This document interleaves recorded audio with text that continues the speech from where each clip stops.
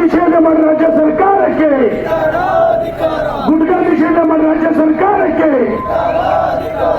ಅಯ್ಯಯ್ಯೋ ಅಯ್ಯಯ್ಯೋ. ರಾತ್ರೋರಾತ್ರಿ ಕದ್ದು ಮುಚ್ಚಿ ಭದ್ರಾ ಜಲಾಶಯದ ನೀರನ್ನು ಅಪ್ಪ ಕೊಟ್ಟ ರಾಜ್ಯ ಸರ್ಕಾರಕ್ಕೆ ಅಯ್ಯಯ್ಯೋ ಅಯ್ಯಯ್ಯೋ ಅಯ್ಯಯ್ಯೋ ಅಯ್ಯಯ್ಯೋ ಅಯ್ಯಯ್ಯೋ.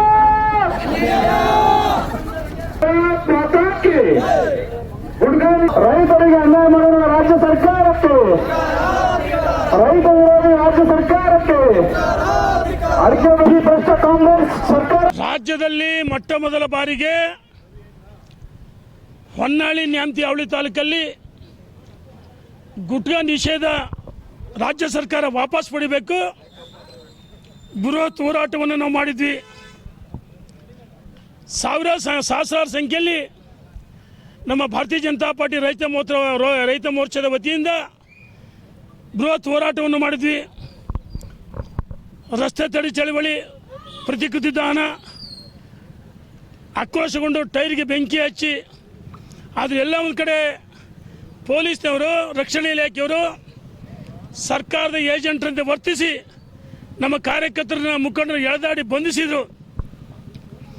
ನಾವು ಇಂಥದಕ್ಕೆಲ್ಲ ಜಗ್ಗಲ್ಲ, ಬಗ್ಗಲ್ಲ, ಕುಗ್ಗಲ್ಲ, ಹೋರಾಟ ಮಾಡಿ ನೂರಾರು ಕೇಸು ನಮ್ಗಳ ಮೇಲೆ ಹಾಕ್ಯಾರಿ. ಈ ಹಿಂದೆ ಕಾಂಗ್ರೆಸ್ ಸರ್ಕಾರ ಇಂಥ ಗೊಡ್ಡು ಬೆದರಿಕೆಗೆ ಎದುರಲ್ಲ ಅಂತೇಳಿ ನಾವು ಒಂದು ಸಂಕಲ್ಪ ಮಾಡಿದ್ವಿ.